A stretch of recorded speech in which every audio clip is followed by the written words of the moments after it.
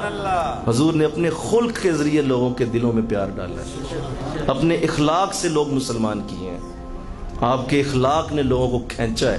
اور اللہ نے قرآن میں ایک جگہ ایسی تعریف کی ہے حضور کی، کبھی وہ تعریف پڑھو، خدا کی قسم اللہ تڑپ کے کہتا ہے قرآن میں۔ ایک جگہ اللہ فرماتا ہے میرے نبی، یہ جو تیرے پاس بدو آتے ہیں، یہ تیرے پاس دور دور سے عرابی آتے ہیں، انہیں بالکل نہیں پتا آداب کیا ہیں، یہ نہیں جانتے باپ کا ادب کیا ہے، ماں کا ادب کیا ہے، یہ جاہل لوگ ہیں، یہ بے ادب لوگ ہیں، صدیوں سے جاہل ہیں، انہیں نہیں ادب اداب کا پتا، لیکن یہ تیرے پاس کھنچتے ہوئے کیوں آتے ہیں، یہ کیوں تیری بارگاہ میں آ کے بیٹھ جاتے ہیں، ہاتھ باندھ کے بیٹھ جاتے ہیں اور تجھے محبت سے تکتے رہتے ہیں، تجھے دیکھتے رہتے ہیں اور تیرا چہرہ دیکھ دیکھ کر اپنی پیاس بجھاتے رہتے ہیں۔ کیوں اے نبی؟ اس لیے کہ تیری زبان ہی بڑی میٹھی ہے، تو میٹھی زبان والا ہے، تیرے اندر مٹھاس اتنی ہے کہ ہر بندہ کھنچتا ہوا تیرے پاس چلا آتا ہے۔ ورنہ یہ تو اپنے باپ سے پیار سے بات نہیں کرتے، یہ تو مائیں بیچ دیتے ہیں، یہ تو سود کو حلال سمجھتے ہیں،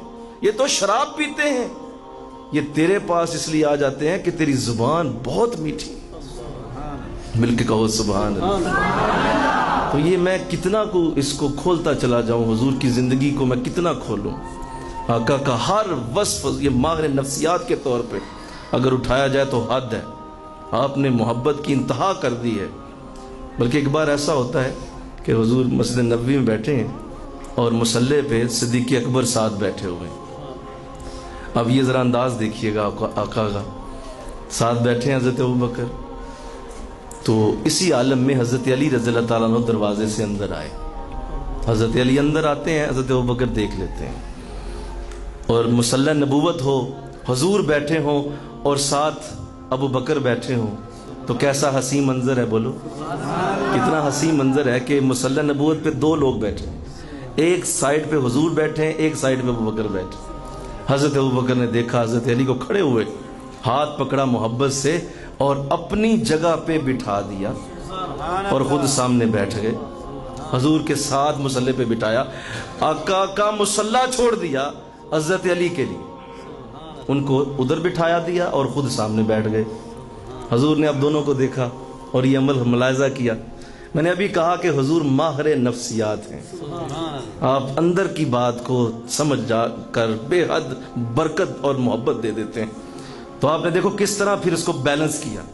آپ نے فرمایا کہ یہ آپ نے ابوبکر جو عمل کیا ہے ابھی کہ علی کو میرے ساتھ بٹھا دیا اور خود میری ساتھ جگہ چھوڑ کے آپ سامنے بیٹھ گئے، محبت کا یہ جو تم نے مظاہرہ کیا ہے، یہ پتہ کیوں کیا ہے؟ یہ اس لیے کیا ہے کہ عزت والا ہی عزت والے کو جانتا ہے۔ ہائے ہائے، مل کے کہو نا سبحان اللہ۔ جو نسلی عزت والا ہوتا ہے وہی عزت کو پہچانتا ہے۔ تو تو عزت والا تھا، تو نے پتہ چل گیا کہ علی بھی عزت والا ہے، عزت دونوں کو عزت دے دی، دونوں کو پیار دے دیا۔ اللہ، ایک ایسا اعلیٰ رسول، ایک ایسی اعلیٰ ہستی جسے اللہ نے ہمیں عطا کیا، اور ہم اس پہ کتنے سجدے ادا کریں، خدا کی قسم یہ کم نہیں۔ ہم ساری زندگی سجدے میں پڑے رہیں اور اس بات کا شکر ادا کریں کہ حضور کے ہم امتی ہیں، ہم حق ادا نہیں کر سکتے، ہم حق ادا نہیں کر سکتے۔ اتنا بڑا کرم یہ اللہ نے ہمیں دے دیا ہے اور اس عظیم نبی کی امت میں شامل کیا۔ ایک انگریز مسلمان ہوا، ہنری نام کا ریسرچر تھا، اور جو ہے وہ دہریہ بھی تھا۔ دہریہ اسے کہتے ہیں جو خدا کا بھی انکار کرتا ہے، وہ دہریہ تھا، خدا کا بھی انکاری تھا۔ تو اس کا وہ انٹرویو آیا تھا، اس نے بڑی اچھی بات کہی۔ اس نے کہا کہ لوگوں نے جب پوچھا کہ تو دہریہ آدمی ہے، تو خدا کا بھی انکار کرتا تھا، تو مسلمان کیسے ہو گیا؟ تو اس نے کہا کہ میں یقیناً خدا کا انکار کرتا تھا کیونکہ خدا نظر نہیں آتا، نہ سامنے ہے، نہ دائیں ہے، نہ بائیں ہے، نہ اوپر ہے، نہ نیچے ہے، وہ کبھی نہ چھونے میں، نہ سمجھنے میں، نہ سہنے میں، نہ سننے میں، نہ چکھنے میں، نہ سونگنے میں۔ تو لہذا مجھے تو خدا کا وجود چونکہ نظر نہیں آتا تھا، اس لیے میں انکار کرتا تھا اور اللہ کا انکاری ہوں۔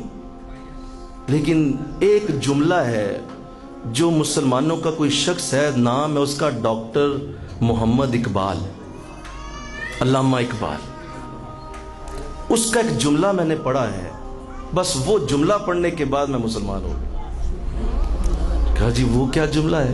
کہا اس نے لکھا ہے you can surely deny God, تم یقیناً خدا کا انکار کر سکتے ہو، لیکن ہاؤ کین یو ڈینائی محمد، تم محمد کا انکار کیسے کر سکتے ہو؟